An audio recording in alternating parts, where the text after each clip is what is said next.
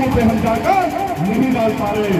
तो उसकी बेइज्जती हुई 26 सितंबर को कोतवाली परिसर में, जब एक गरीब बेटी के लिए, एक गरीब मजदूर किसान के लिए, जब स्वराज के कार्यकर्ता, स्वराज के पदाधिकारी धरना दे रहे थे, अपनी जायज मांगों के लिए बैठे थे, यहाँ के राज्य अधिकारियों ने, 10 राजनेताओं ने मिलकर बिजली कट कराकर, सीसीटीवी बंद कराकर, उन निर्दोष निहत्थे बुजुर्ग किसानों पर लाठी मारकर उनको लहूलुहान कर दिया।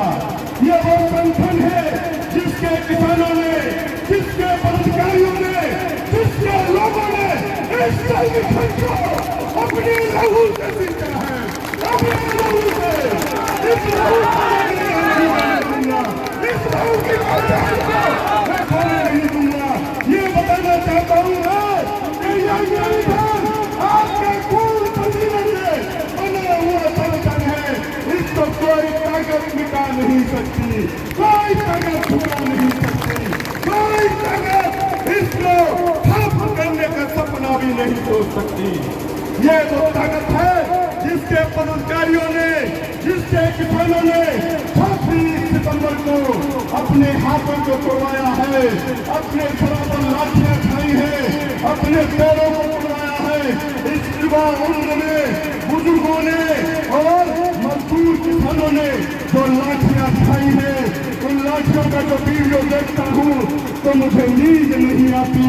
मैं पूरी रात जागकर, आपने देखा होगा जिस दिन से 26 सितंबर की घटना हुई है, उस दिन से मेरा सब वजन घट गया है। ये वजन इसलिए घट गया तो मुझे ये बेचैनी है, मुझे ये चिंता है, मेरे अंदर खून उबालने लगता है कि मैं जब तक अपने किसानों पर पड़ी लाठियों का हिसाब नहीं ले लूंगा, बदला नहीं ले लूंगा, एक एक लाठी का हिसाब नहीं लूंगा, तब तक मैं चैन से नहीं बैठूंगा।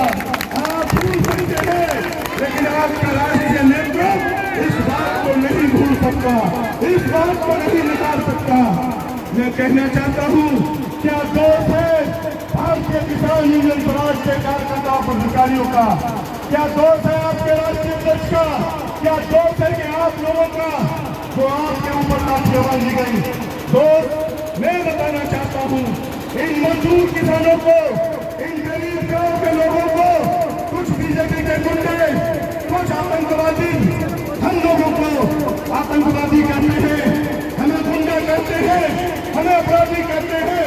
हमारे अपराधी का इतिहास सोशल साइट पर डालकर यह प्रसारित करना चाहते हैं कि स्वराज के लोग गुंडे हैं, स्वराज के लोग गुंडागर्दी करते हैं।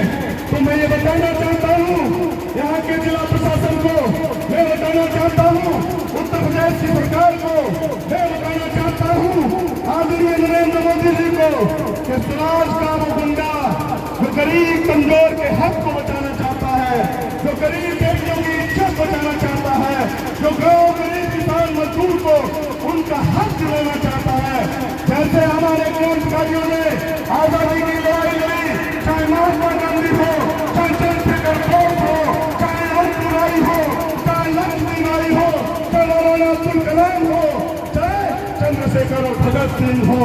ये लड़ाई जब लड़ी गई थी तो इनको भी आतंकवादी और गुंडा कहा गया और ब्रिटिश हुकूमत के खिलाफ बोलने वालों को फांसी की सजाएं दी गई थी, दी गई थी। ठीक इसी प्रकार से आज समाज के लोगों को प्रताड़ित किया जा रहा है, समाज के लोगों को गुंडा कहा जा रहा है। लेकिन मैं विश्वास के साथ ये कहना चाहता हूँ कि स्वराज की लड़ाई सरस्वती दयानंद जी ने शुरू की, उसके बाद मोरे जी ने, उसके बाद बाल गंगाधर तिलक ने, उसके बाद महात्मा गांधी ने। यानी कि अंग्रेजों से लड़ने के लिए हमें स्वराज की आवश्यकता पड़ी थी।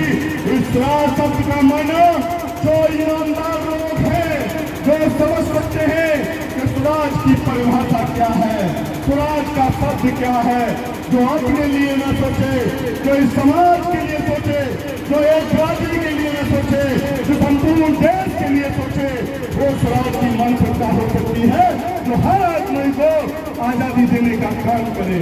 ये स्वराज के कार्यक्रम का प्यार है, ये स्वराज का अपना अपना परिवार है कि यहाँ हर व्यक्ति अपनी आजादी से, अपने तरीके से अपने हक और हुकूक की लड़ाई लड़ने के लिए संकल्पित है।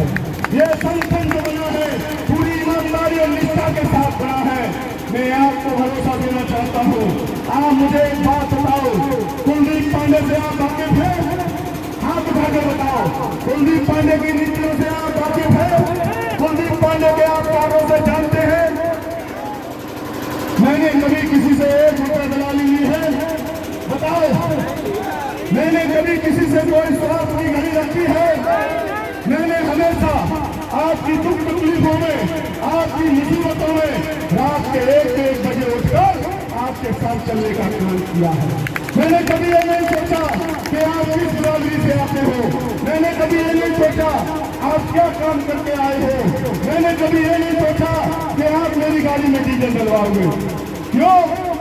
क्योंकि मैंने जब किसान और मजदूर की आवाज उठाने का संकल्प किया है तो इस देश की पहचान क्या है, इस देश की संस्कृति क्या है, इस देश की आर्थिक स्थिति मजबूत करने का स्रोत क्या है, वो है कृषि प्रधान। इस देश को क्या कहा जाता है? कृषि प्रधान देश। भारत की जो पहचान है उसे कृषि प्रधान के रूप में जाना जाता है। भारत की जो पहचान और संस्कृति, जिस देश में जय जवान और जय किसान का नारा लगता हो, उस पहचान को बनाए रखने के लिए हमने भारतीय किसान यूनियन स्वराज का गठन किया। आपको मालूम है जब उद्योगपति पूंजीपतियों को कंपनी राज स्थापित करने के लिए केंद्र सरकार